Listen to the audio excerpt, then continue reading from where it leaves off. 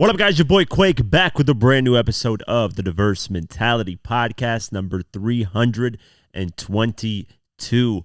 I apologize for the last episode taking so long. I've had a lot of personal things happening in my life right now, and honestly, it's been affecting me. It's been affecting my family. Just mentally, I haven't been there, and honestly, I haven't had a lot of rest as well, so I've been kind of not really sleeping. One of my parents is really sick. And, we've been having to deal with a lot of that. And it just came kind of out of nowhere. So it's unexpected. And I hope you guys understand. With that being said, there was a lot of things that happened. I'm going to be going over basically mainly the Diddy stuff. There's been a lot of lawsuits, a lot of people trying to scam Diddy out of money. One of his lawyers, not one of his lawyers, but one of his ex-bodyguards responds to him getting named in a lawsuit in an interview. And just overall, crazy. This whole Diddy stuff is a whole firestorm now. Jay-Z and Beyonce have been dragged into it. In a Piers Morgan interview from that lady, Jaguar Wright, that's accusing Jay-Z and Beyonce having something to do with a lot of the stuff that Diddy's done. So it's been like a whole firestorm when it comes to Diddy. And again, this podcast is mainly going to be that. And then towards the end, I want to debate some stuff. There's something that Joe Budden said on his podcast. They were talking about mixtape catalogs and music. And I was like, you know what, man, I got to say something about that. But let's get into the news first. The Nelly lawsuit that we mentioned, I believe 2 episodes ago, is reportedly only supported by one St. Lunatics member. So let's go over the article. Nelly is being sued by his former group St. Lunatics for $50 million, but the lawsuit is reportedly not supported by any member of the collective except Ali Jones. The St. Louis group filed the hefty suit against the Hot and Here hitmaker last month, accusing him of not crediting them for work they did on his 2000 debut album, Country Grammar, which topped the Billboard 200 and has since been certified diamond. Now, according to a legal letter filed by Nelly's attorney that was obtained by TMZ, the other 3 members of the group, Murphy Lee, I forgot how to pronounce his name, Kajon, and City Spud, did not authorize their inclusion in the lawsuit. Lee, Kajon, and Spud allegedly want to be removed from the suit, having hired Diddy's lawyer as their own, and are threatening legal action against Ali if the wish isn't granted. The 3 members of the group were allegedly surprised by the lawsuit as they are still close with Nelly and just recently performed with them at the 2024 American Music Awards, although Ali was notably absent. Shout out to the 2024 American Music Awards, man. I really don't rock with a lot of award shows and stuff like that, but I saw some clips from it. I haven't watched it at all, but I saw clips from it of a bunch of like OG rappers performing. Nelly with Chingy on stage was just crazy because at one point they were beefing and stuff like that. So just great footage to see the early 2000s and late 90s artists performing. I think nostalgia sometimes is better than just the current stuff that's going on. So shout out to them for doing that. Yeah, so apparently this lawsuit is mainly from Ali, and the rest really just got dragged into it, and they want to be out of it. So I guess that's good news for Nelly, because if it was the whole group, then they'd probably have a real issue, in the situation. But we'll keep our eyes posted and see what happens moving forward from this lawsuit. R. Kelly is not getting out. Let's go over the article. R. Kelly's appeal to overturn his sex crime convictions has been officially denied by the Supreme Court. According to CNN, the Supreme Court declined to even hear the appeal on Monday, October 7th. The embattled singer submitted his petition back in July, arguing the fact that his crimes occurred decades ago and the charges therefore fall outside the statute of limitations. Because Kelly was convicted for incidents dating back to mid-1990s, the singer's team tried to argue that the PROTECT Act, which he was charged with violating, doesn't apply to his case since it didn't become a law until 2003. Despite prosecutors successfully arguing that the law's statute of limitations are indefinite, Kelly's attorney, Jennifer Bogine, said that the Act's expanded statute of limitations doesn't apply to the charges against her client, as Congress didn't include a clause allowing the law to be applied to alleged conduct committed before 2003, only after.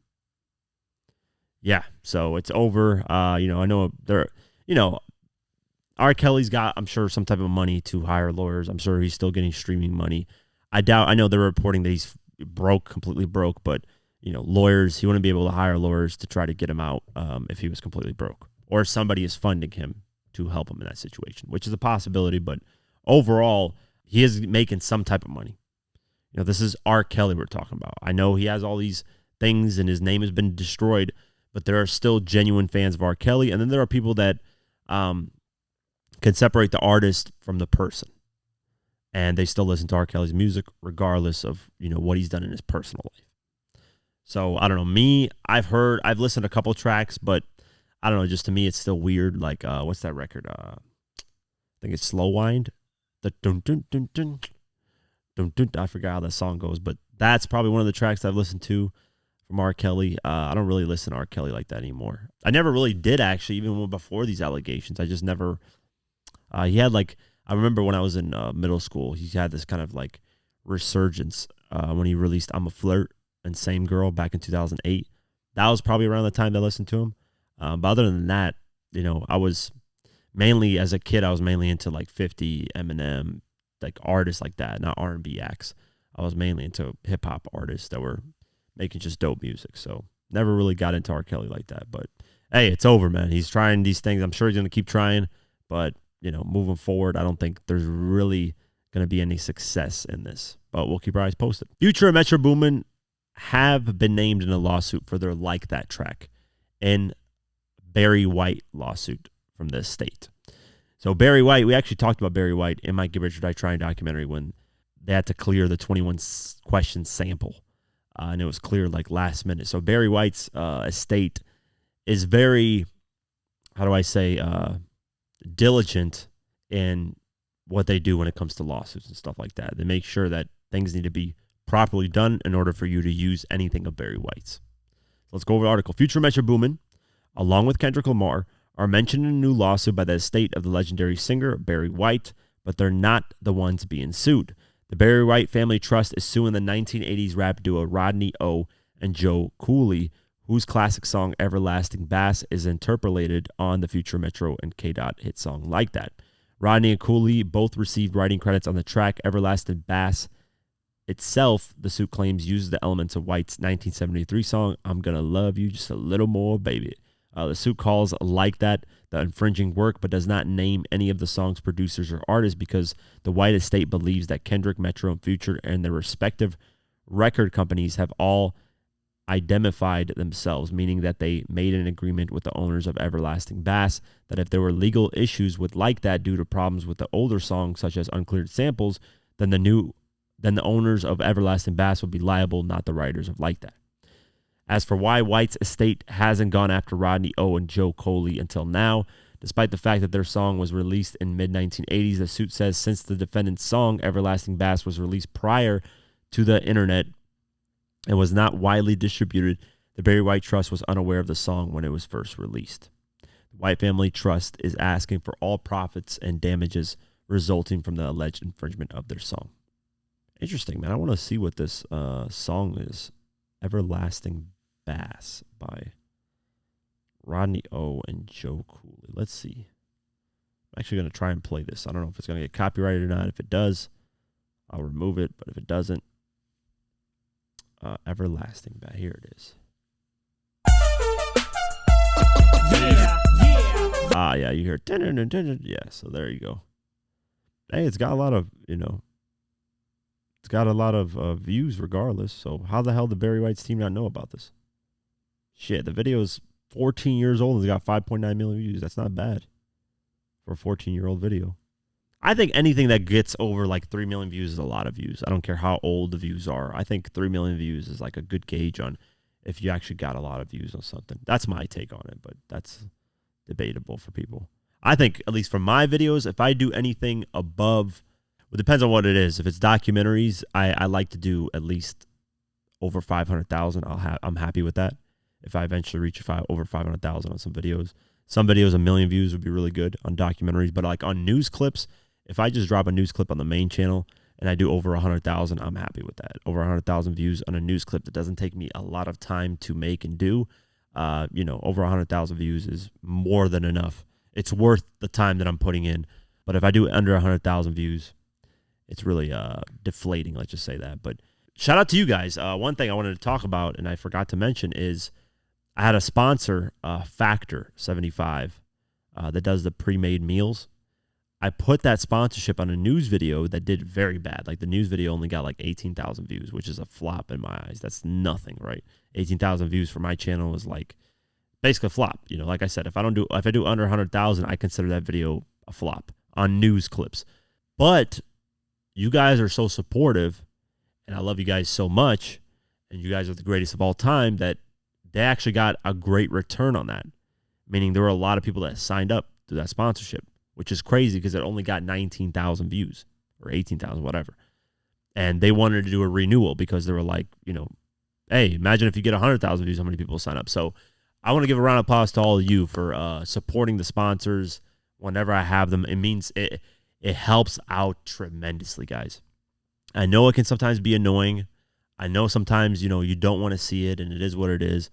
But that money helps a lot to do other projects. Like the Give It Your Die Trying documentary would have never happened if I didn't do those flurry of sponsorships towards the end of those months. I believe it was end of 2022. Like I ended up like landing 5 or 6 sponsorships. And if it wasn't for those 5 or 6 sponsorships, a lot of the funding would be really hard to get because that made up for like, I want to say like 40% of the money, 30 to 40%. As well as Patreon, guys. Like, if you can support me on Patreon, $3 a month, patreon.com/diverse mentality. You get unedited, uncut videos. I know I don't drop content as often on there, but whatever I do in documentaries that I drop, it's on there. Uncut, no ads, for just $3 a month. That's it.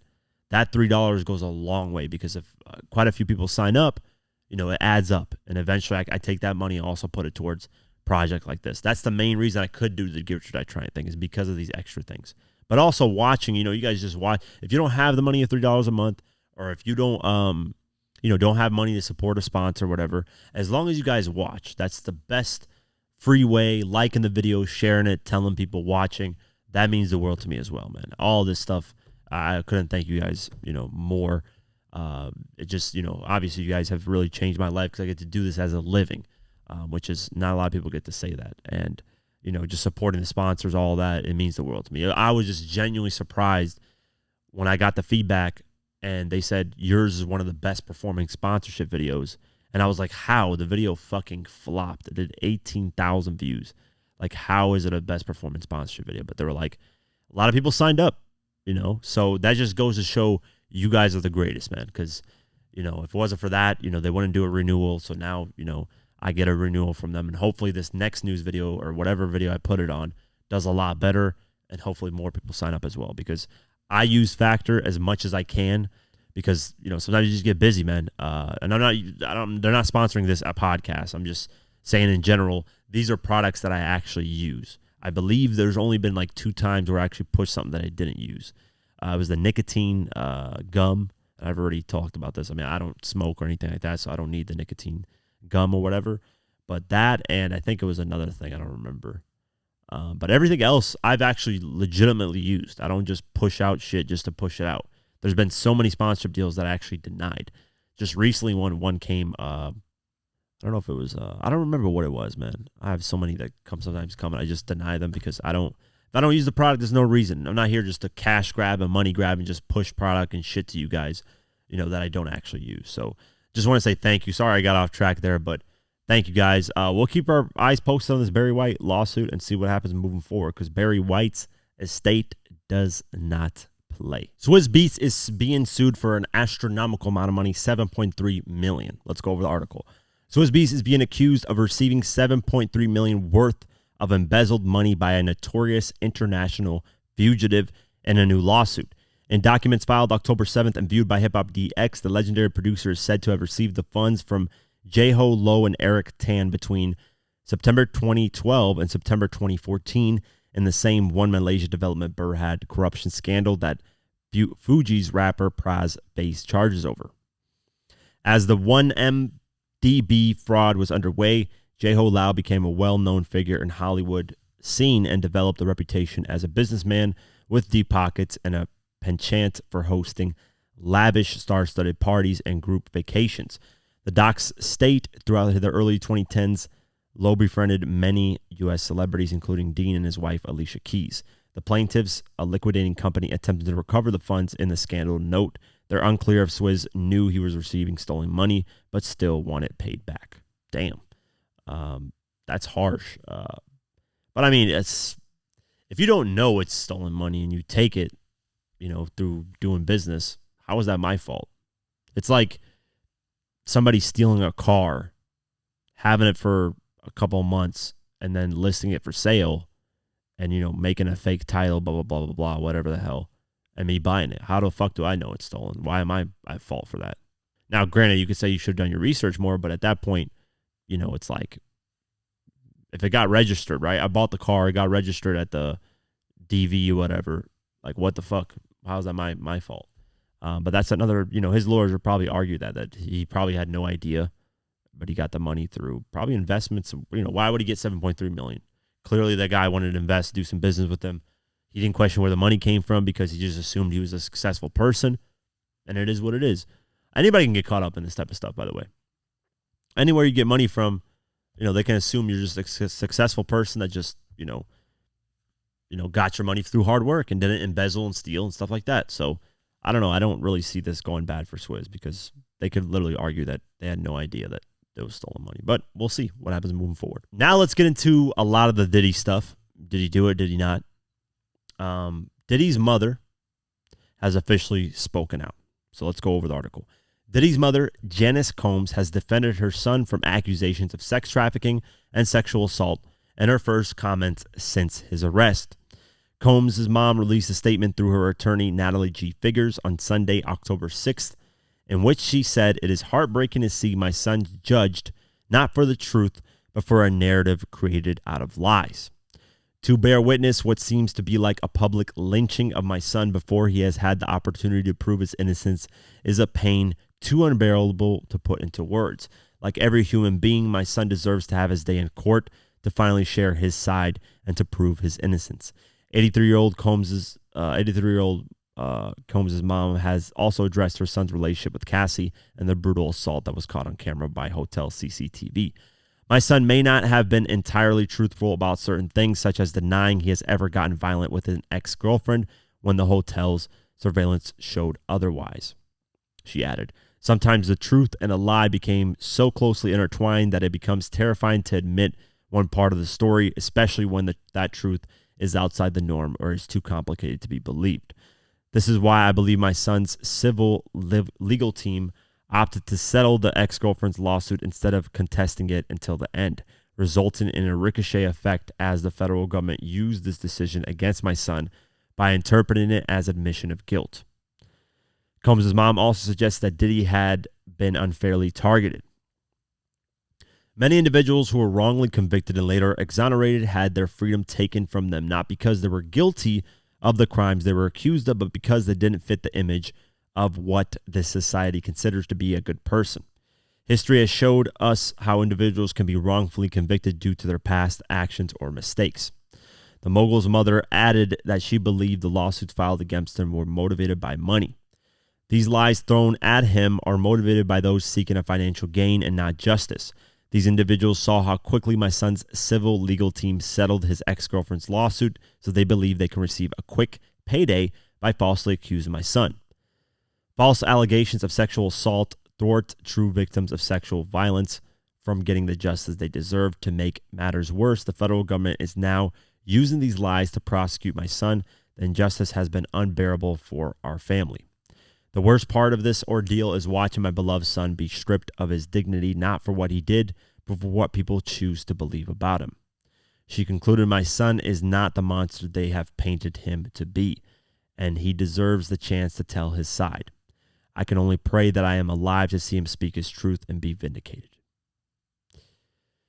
Yeah, I mean, everybody's mother believes their son is the nicest, best person in the world, right? Because the son hides a lot of things from the parents.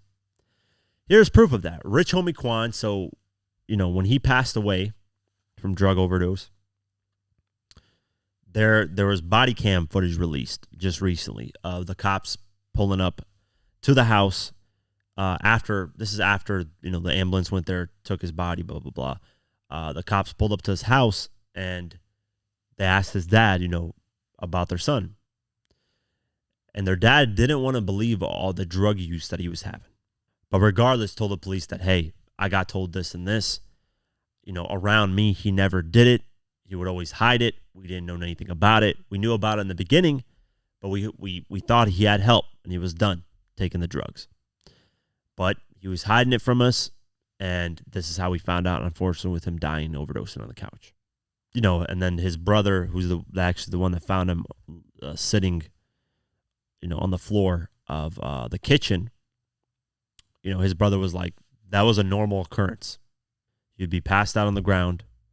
There's food on the table he was eating, passed out on the ground. And he said when I picked him up and took him to the bed to sleep, he was snoring. He was perfectly fine. As far as, parents, they want to believe that their kid is, the best and they don't do anything wrong. I get that point of view, right? That's your kids. You want to believe that you didn't raise them bad or, they didn't do anything bad. But, that Cassie video footage is something. There's something there. And actually, Diddy's lawyers and team are saying that video footage came from the feds, which we already knew, but they're now officially making the accusation that the feds released that video footage because, who else would have had it? So they basically raided the house and released the video footage. We knew that, though. I kind of already predicted that. I think that was a pretty normal, assumption to make.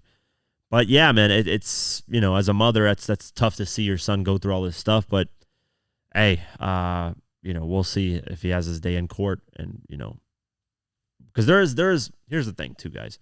There is, as I'll read right now going forward, there's a lot of fake accusations, a lot of people bribing to sue.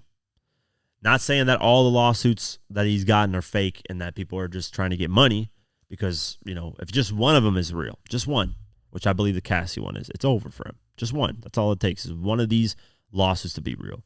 The rest of these lawsuits can all be fake. People just money grabbing. But if the Cassie one is real, just that one, it's over. There's really nothing to debate, discuss, right?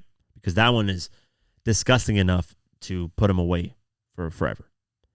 But these other lawsuits, even if all these other lawsuits are false, all it takes is just one. So his team, Diddy's team, is trying to get another bail. Let's go over the article. Diddy's appealing the decision to deny him bail while he awaits trial on sex trafficking and racketeering charges. And his argument to the appeals court says that the government's accusations of witness tampering are totally wrong. The mogul's motion to the Second Circuit Court of Appeals, filed on Tuesday, October 8th, by prominent appellate attorney Alexander Shapiro, argues forcefully that Diddy did not attempt to intimidate potential witness in his case. One of the main arguments the government made in its successful attempt to deny his proposed $50 million bail package is this: the government proffer provided no basis to believe Mr. Combs had threatened, intimidated, or otherwise attempted to tamper with witnesses, and fell far short of demonstrating a serious risk of obstruction or witness tampering in the future, the motion reads. The government has yet not submitted a response to Shapiro's motion. I think he's going to get denied because there's been too many rumors of him tampering or threatening people if they come out with things. There's just too much of that for the judge to believe that he's not going to do something like that to somebody. I get it, get cameras around his house, make sure that, he's in his house 24/7. He can't have female guests, blah, blah, blah, blah, blah, right? That doesn't matter, man. You don't need, Diddy doesn't have to physically go to certain places to order hits or to tamper with people and threaten them. He pays people and makes it happen. But, hey, they're trying their best, man. That's all they can do. Here's an example of people just trying to get money out of Diddy. Let's go over the article. Diddy's rape accuser, Thalia Graves, allegedly offered her ex-boyfriend $3 million to corroborate her claims against the Bad Boy Records boss. Graves is suing Diddy as well as his former bodyguard Joseph Sherman over an alleged rape that she claims occurred in 2001 while she was dating one of the mogul's employees. TMZ now claimed to have seen text messages between Graves and her then boyfriend from November 2023 in which she says she plans to sue Diddy because he's the one that has the money. Graves then allegedly proceeds to ask her ex-boyfriend to back up her story by saying that he has seen a video of the alleged incident. She messaged him, "What do you need? 3 mil?" TMZ claimed to have spoken to the boyfriend who has verified the messages and says that he interpreted the text as a bribe, leading him to block Graves' number as well as their social media pages. Diddy's lawyers also appear to have the text messages. Graves' attorney responded to the bombshell development in a statement saying, It is very common that rich, powerful men and their supporters attempt to discredit, shame, and humiliate accusers who have the courage to come forward. The complaint speaks for itself. Our client is looking forward to her day in court. After the lawsuit was made public in a press conference last month, Sherman came forward to deny Graves' claims. So this is what we're going to be talking about. In the interview, the bodyguard basically denies everything. He did an interview with, I think, NBC New York, and he is like fired up. So let's check it out. I'm not questioning her integrity. I'm questioning her claims against me. I wasn't the head of the security. You got the wrong man. I've never seen you. I've never did anything negative with you. I've never been in the same room with you. Not only wasn't I there, I wasn't even in New York. Sherman says he did security for Bad Boy Records in the 90s, but wasn't working for the company in 2001. Her and whoever that she's in cahoots with was orchestrating a money grab, and she wanted me to be part of that money grab. It says it right in her texts. And she wanted to get Diddy. Sherman showed us texts from an Instagram account starting last November. He says his team has linked to Graves. We confirmed the connection. The first text asked if Sherman was a security guard for Puffy. She confused me because she kept saying, "Are you Big Joe?"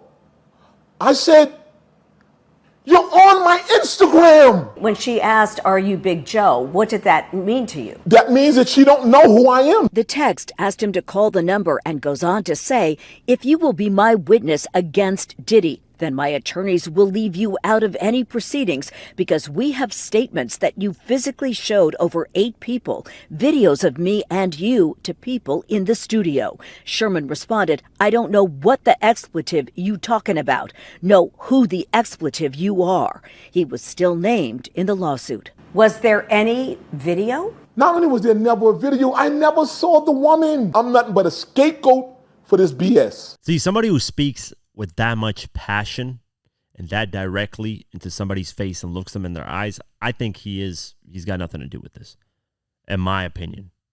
You know, unless she provides video footage of legit stuff happening with them two, and it's clear as day as them two, I believe this guy, man. I don't know, man. There's something about certain interviews that people do where they speak their truth, and you can tell that, they're speaking the truth. At least to me, I can usually read that for the most part. But hey, we'll see what happens, man, moving forward. I think there's going to be a lot of kind of exposing going on, and this guy lying, this person lying. I'm sure Diddy's team is going to try to comb through all that bullshit. But like I said, man, all it takes is one lawsuit, which I think the Cassie one is the one, because she's the one that spent the most time with him, most intimate time with him, and has probably experienced the most stuff. I think that's the only lawsuit it'll take for Diddy to get, life in prison or whatever charges he gets. These other ones might just be money grabs, might be real. I don't know. We can't make the assumption. But for me, I kind of already made my decision on Diddy after the abuse footage that came out. Any man that puts his hands on a woman, or vice versa, a woman puts his hands on a man, I think they're all cowards, man. People who do that type of shit are scums to me and just garbage human beings in general. So, yeah, we'll keep our eyes posted and see what happens moving forward with this lawsuit. Continuing on with more Diddy stuff, Diddy's upcoming lawsuits is going to create a firestorm, according to a lawyer. So let's go over the article. Diddy's impending wave of lawsuits will ignite a firestorm due to other celebrities being implicated in his alleged crimes, according to lawyer Tony Busby, who is overseeing the 120 complaints against the embattled mogul. Speaking to TMZ, Busby said everyone focused on what other celebrities were involved, who's going to be named, who's going to be outed. I don't expect that to happen this week. We want to make sure that if we name individuals beyond Mr. Combs, that we've done our homework, as it's going to create a firestorm. He added, if you were attending one of these parties, if you will, and you attended before or you knew what was going to happen, that is, you knew that a particular drug was being used in drinks that was causing people to be coerced and taken advantage of, and you were there in the room, or you participated, or you watched it happen and didn't say anything, or you helped covered it up, in my view, you have a problem.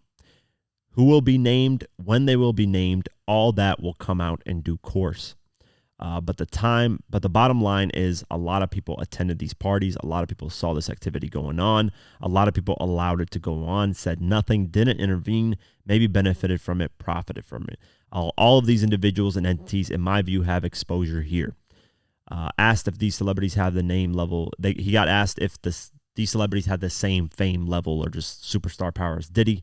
Busby said, "I would expect so, yes." Yeah, that's sounding crazy, man. That's sounding crazy, but we'll see what happens moving forward. And speaking of other celebrities being dragged into this, Jay-Z and Beyonce have been dragged into this, and mainly through Jaguar Wright, who's I think she's a very extreme conspiracy theorist. I don't really believe a lot of what she says. I'm surprised she even got a platform on Piers Morgan, and she got a platform on a lot of these interviewers. It just seems like she just says shit for shock value. I'm not saying she's wrong. I'm not saying she nailed a little bit of the Diddy stuff from what I've seen in clips before. But to just throw accusations without really, I mean, here's the thing, right?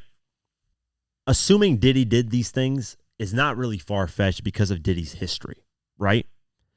Like, the guy got into shootouts. The guy's been accused of murdering Tupac and Biggie. The guy's had all kinds of things in his life happen, of allegations and assumptions of things.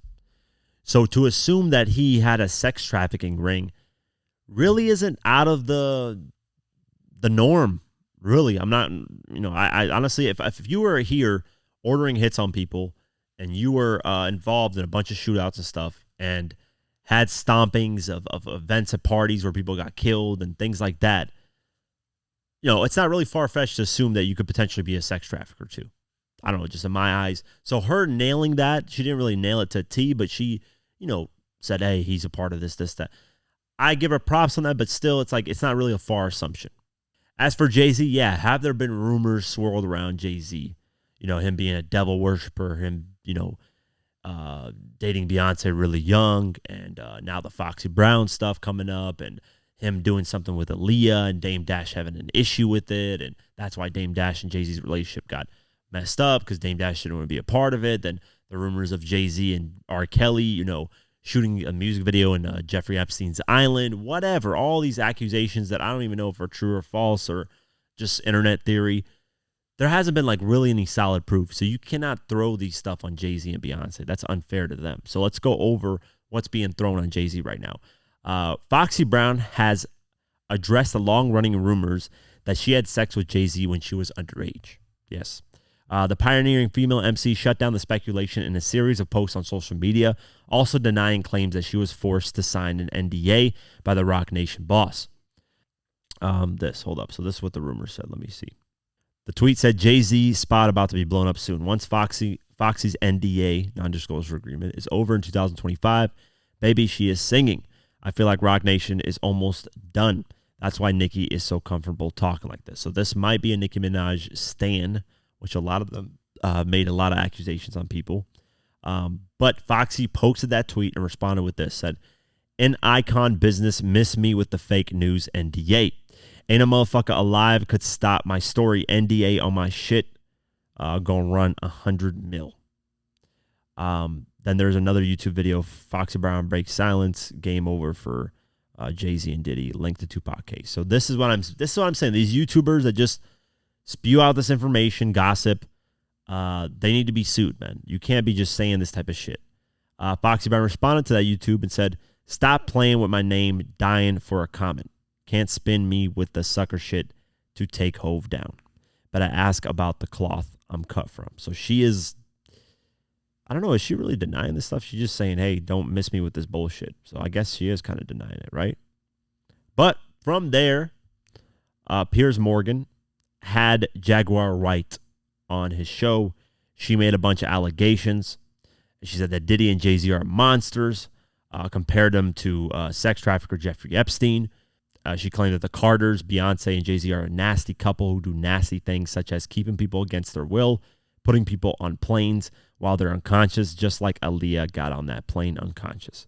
So she is tying Aaliyah to the Jay-Z and Diddy stuff. But following that clip and that interview on Piers Morgan, because Piers Morgan also had Vlad on there, Jaguar Wright, and somebody else. I think Choke No Joker. Somebody else was there. The following day, Piers Morgan says he got hit with a cease and desist. That interview part, Jaguar Wright, saying those things, need to be removed from their platform.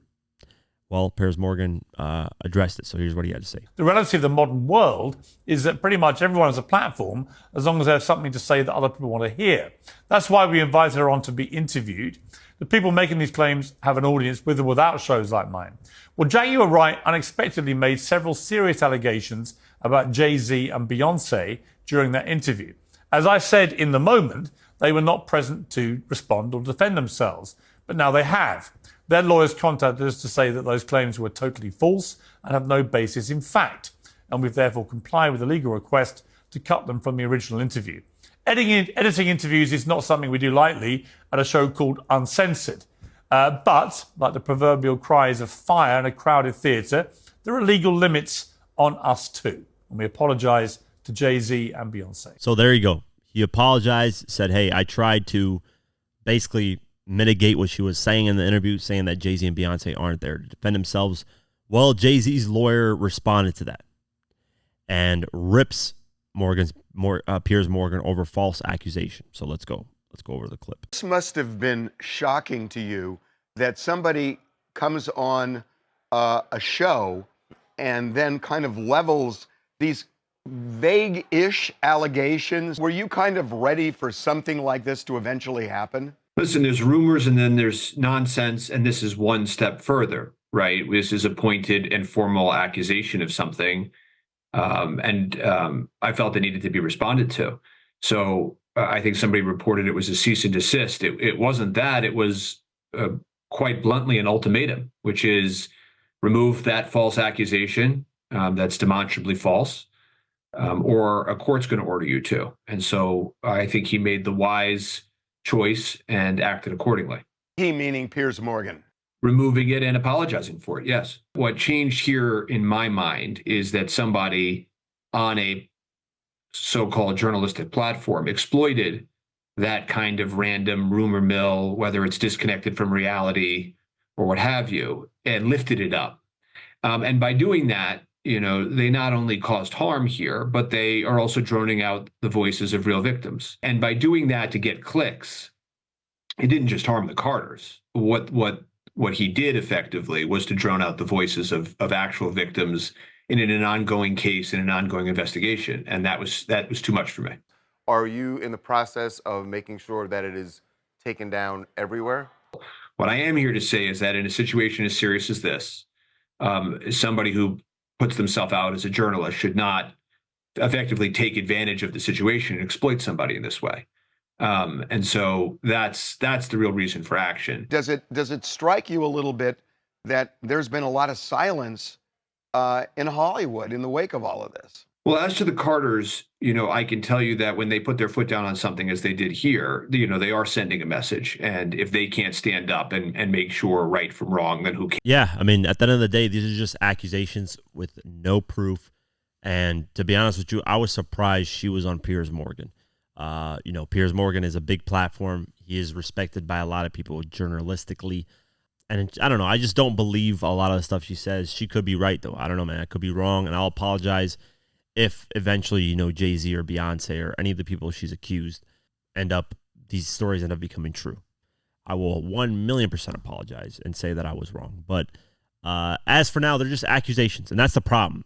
On Twitter, I see a lot of bullshit where I'll just see Jay-Z and Beyonce's photo, and it'll say some bullshit breaking.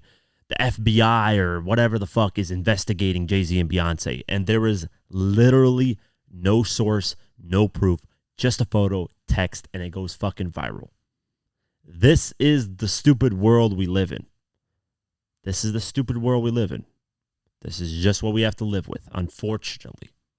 Like, I'll post shit with sources and everything, and I don't even go viral. Nobody gives a fuck. If I were to post some bullshit like that, shit would skyrocket. Everybody would be fucking retweeting it. But unfortunately, I got integrity, which a lot of people don't have in this industry. Or fortunately, for at least for your guys' end, fortunately, I have integrity. I'm not here to clickbait and do bullshit. Now, are some titles a little spiced up for a little click? Yeah, but at the end of the day, it's still the story. I've never really strayed away from a story far in the title, I do remember when I posted when Diddy got raided, his house got raided or whatever, I posted a 50 Cent clip video, right? responding to the Diddy stuff, and it went viral. It did like 900,000 views quick. Like, and people in the comments were mad because they expected it to be a video of 50 Cent talking about the stuff. Because in the clip, it looks like it's an interview of 50 talking, right? In the thumbnail.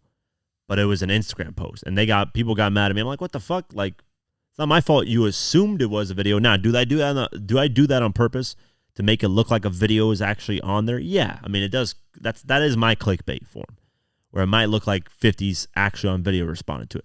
Sometimes he is, though. The most recent one I did in the main channel, where he talks about, the recent Diddy arrest and stuff. Or not, it wasn't an arrest. It was like days before the arrest. But he was just talking about how Diddy in the documentary, that was actually a video clip of him talking. It was a recent release. It wasn't just like a clickbait thumbnail. But sometimes I'll do that. That's the kind of clickbait I do. It's not really harmful, unless people get pissed off over it, whatever, man. That's not a big deal. I think people just get mad and emotional over things, over anything, really. So, we'll keep eyes posted on this stuff, man. It would be crazy to see Jay-Z and Diddy go down. That would be something. I know 50 would have a fucking field day because he would be basically the king of New York besides Nas.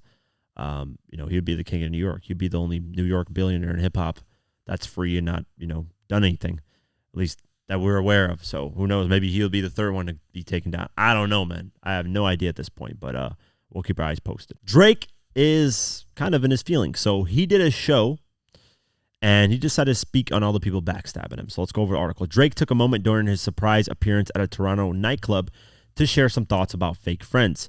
On Saturday, October 5th, Drizzy dropped by the party Nostalgia at the Rebel nightclub in Toronto to introduce another special guest, the singer Mario. During an otherwise joyful night of dancing on stage and rapping to old 50 Cent songs, Drake turned serious for a moment when speaking about friendships and betrayal. Let's play this clip. Listen, I'm going to tell you one thing about nostalgia. One thing about nostalgia this party here. My real friends are definitely in the building. But I'm going to tell you, you're going to come to a point in life where people you thought were friends or people you thought were close to you, they might switch up. They might try to move funny with you. They might stab you in the back. They might do a lot of things to you. You'll come to that realization. Wherever you're at in life, you've probably been there and you'll be there again. That's how life is. But look, sometimes it's you and you alone by yourself. Sometimes it's you alone with your thoughts. Sometimes, you know what? Fuck this song.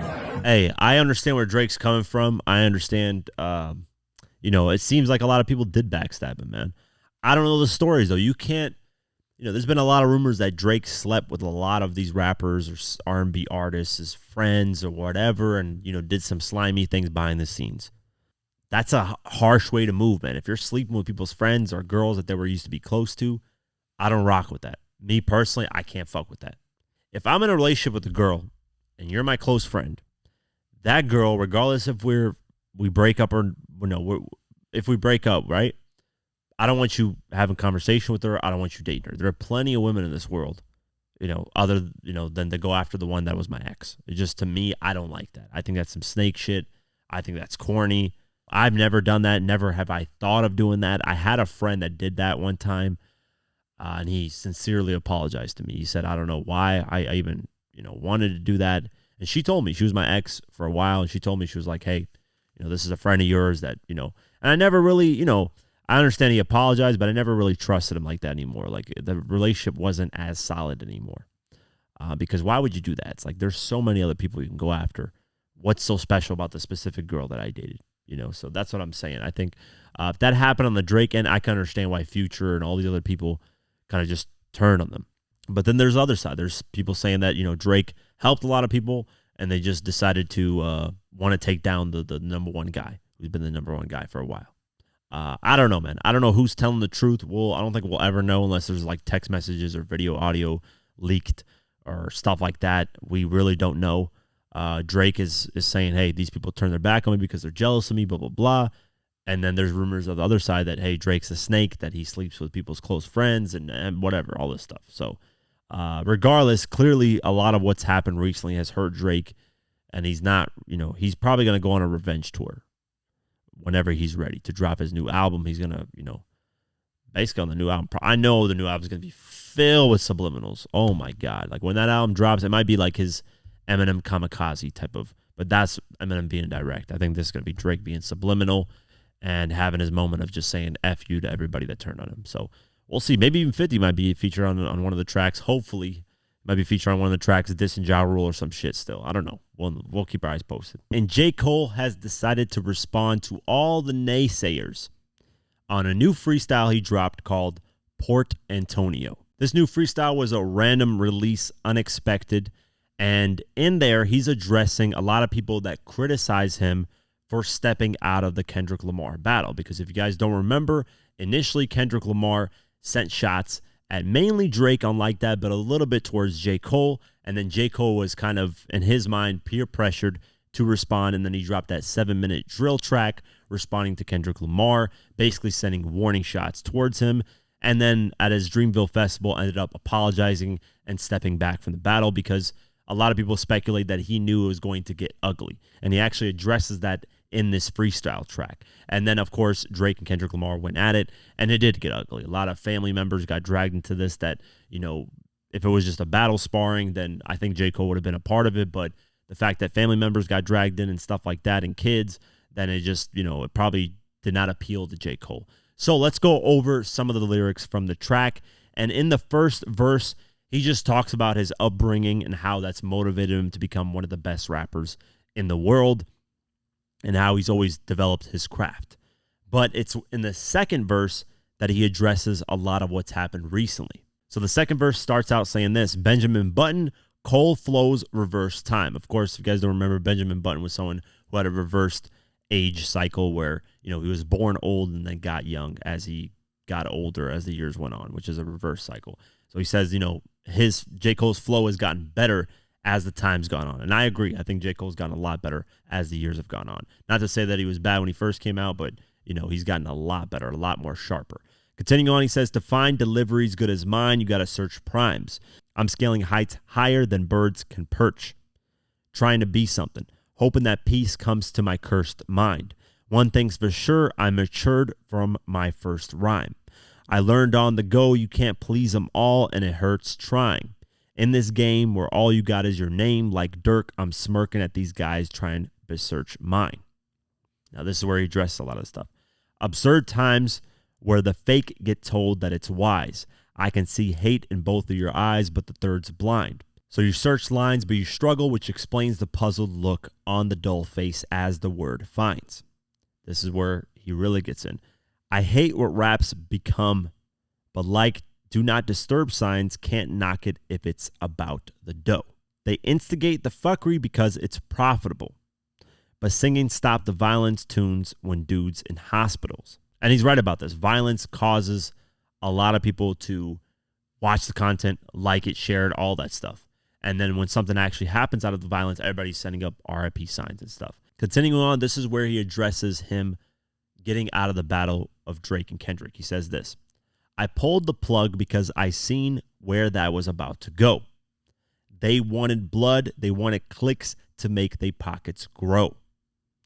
Now, I don't know if he's referring to Drake and Kendrick, that they wanted blood so they can get more money out of the situation, or just media in general, right? I think he's probably referring to both, honestly. They see this fire in my pen and think I'm dodging smoke. I wouldn't have lost a battle dog. I would have lost a bro. I would have gained a foe, and all for what? Just to attain more props from strangers who don't know what I've been aiming for. He's saying, you know, out of this situation, I would have gained nothing. Yeah, I would have potentially won the battle. He's saying he would have won the battle if he would have gone against Kendrick or even Drake. But he would have never been friends with these guys probably ever again, because it would have just got really ugly. Like, we can't foresee in the future if Drake and Kendrick will be friends ever again. They were in the beginning, but then these things got ugly, and now with kids getting dragged and family members and even some type of shootouts happening with the weekend type stuff, we don't know if these relationships can be repaired ever again. And that's what J. Cole was essentially fearing, that if we got in this battle, it went too far, we wouldn't be friends again, and he didn't want that to happen. Continuing on, he says, since the age of 14, Jermaine is no king. If that means I got to dig up dirt and pay a whole team of algorithm bot guys just to sway the whole thing of social media competing for your favorable means, to be considered best of alive and rest the weight of both things. Here, I think, and people are speculating this, that he might be addressing Drake and Kendrick potentially buying bots to boost their streaming numbers and views. Now, Kendrick, in the battle of Drake versus Kendrick's been accused of that with the Not Like Us and, that song just getting insane numbers that people were like, he's never done these type of numbers. But in my eyes, I see it as, obviously a result of the battle, that he's doing these insane numbers. But other people see it as bots potentially boosting. And some people even said, hey, they're exposing this, blah, blah, blah. But there's also been on Drake's side, people saying that Drake has bought bots for social media like Twitter, where people will talk smack about, Kendrick or Pusha T or whatever to make Drake look better. So he's saying potentially on both ends, why would I, entertain this thing and expose you guys for buying bots and doing all these corny things to make yourselves look better? He continues on and says, I understand the thirst of being first. That made them both swing. He's talking about Drake and Kendrick, that they want top spot. That's why they're on it. Protecting legacies, so lines got crossed, perhaps regrettably. Now they're saying they defended themselves, but they went too far and maybe they both regret it. My friends went to war. I walked away with all the blood on me. Now some will discredit me, trying to wipe away my pedigree. He's saying after all the battle, man, Kendrick and Drake got their props, but everybody's clowning me and attacking me for bowing out of the battle and not wanting anything to do with it. That's why I got all the blood on me. And, I've seen it on social media. I've even been the one that criticized him, but I'll talk about that a little bit later. Then he continues on and says, but please find a guy out here that's rapping this incredibly. My dog texted me. I'll share the words he said to me. If you refuse to shoot a gun, don't mean the gun ain't deadly. I guess in that metaphor, hypothetically, the gun is me. I text him back, guess a gun ain't what I'm trying to be. My guy, they stripped me of my spot and now I'm finally free. So here, he's talking about, I am a deadly person, but I ain't trying to be this violent person of being a gun and, trying to let off shots at people and cause wars. I'm here just to prove that I'm the best. And if a battle arises, and as long as it's clean cut, I'll entertain the battle. That's what I take J. Cole is saying in this track for the most part. He then addresses people assuming that Drake and J. Cole have beef with each other now because of J. Cole bowing out. A lot of people have speculated that Drake is no longer cool with J. Cole because, he bowed out of the battle and didn't want to attack Kendrick Lamar. He says this, they say I'm picking sides. Hey, don't you lie on me. To start another war, Drake, you'll always be my guy. I ain't ashamed to say you did a lot for me. Fuck all the narratives. Here he made a clear statement that he has no beef with Drake and he actually appreciates him for what he's done for him. So hopefully there's no actual beef there. I don't know if Drake's side, he is upset still or whatever. But then he, scales it and says, hey, this is why we do this for hip hop, is to express our thoughts, to motivate people. So let's go over the bars. He says, tapping back into your magic pen is what's imperative, reminding these folks why we do it. It's not for beefing, it's for speaking our thoughts, pushing ourselves, reaching the charts, reaching your minds, deep in your heart, screaming to find emotions to touch, something inside to open you up, help you cope with the rough times and shit. I'm sending love because we ain't prime and shit. And then the chorus says, you guys ain't stopping me. With that being said, I think this track, first off, is fire. J. Cole has gotten better as the year has gone on. But I've been one that criticized him for bowing out of the battle because if you guys go on that T Grizzly track that he's featured on, he talks about being the best, the GOAT again, and talks about how if anybody tests him on his pen game, he'll destroy them. For me, it's hard to listen to an artist talk like that, but then when the battle comes, they want to duck it and fade it. They don't want to do the battles. I can kind of understand what Kendrick Lamar, right? They're friends. They had a history. He doesn't want to entertain a bloody battle, which ended up happening. It actually did end up happening with Drake and Kendrick going really far. So I can kind of give him a pass on that, but I give the same criticism to Lil Wayne back when he said I am the best rapper alive, and people were challenging him, and he would duck all the smoke. You can't say you're the best, and then when people try to challenge you, you duck the smoke, right? Regardless, I give J. Cole major props for addressing this stuff. I like him a lot more for saying this on this track, and I like this track a lot. And like I said, I'm excited for the album to fall off. I think J. Cole has gotten a lot better. Anyways, that's the breakdown of the freestyle of the track. We'll see what happens moving forward if Drake addresses this or Kendrick Lamar on their albums or whatever songs they release. We'll see what happens. Speaking of 50, a.k.a. Ferrari, which I always mention on this podcast, shout out to Fifth, Joe Budden and his crew on the podcast talked about who has the best mixtape catalog. Listen, some of the names that were mentioned, I 100% respect, right? They mentioned Fabulous. They mentioned Jadakiss. They mentioned Lil Wayne. They mentioned 50. Joe Budden, I can respect too on there. But there were two names that were mentioned, and one specifically that I got upset about. See, I think Ice was the one who made the point. Might have been Ice. Because I get these guys' names mixed up. It might have been Ice that made the point. I agree with, it also matters of how much mixtapes you put out and how many of them are actually quality, right? Because Lil Wayne had this run, and he had a plethora of mixtapes, right, that were really, really high quality. But then, he was dropping mixtape, and they were all right. It's like the Gucci Mane thing. Gucci Mane's just dropping. And, yeah, he might have a decent mixtape here, hot mixtape here. But the rest is all right. So I think the quality of work as well plays a role into this, at least in my eyes. But I think if we're going mixtapes of all time, I'm not really going to go on a order list. I do think 50 Cent has the best mixtape catalog, period. I think anyone who debates that and says it's not 50, either they didn't listen to the tapes or they didn't know the story behind the tapes. Or the effect, actually, the three things. So they didn't listen to the tapes, don't know the story behind the tapes, or the effect. The reason why 50's mixtape run is so legendary is because this guy got shot 9 times, had no money, and had drug dealers, kingpins that were still wanting to kill him. And the story is just real. Coming back out on the mixtape circuit with the first song being Fuck You to the people that shot him, you can't write a better fucking movie script than that. Lil Wayne was already rich at that time, but you got to give him props because Lil Wayne already being successful and rich, he still had hunger to do more.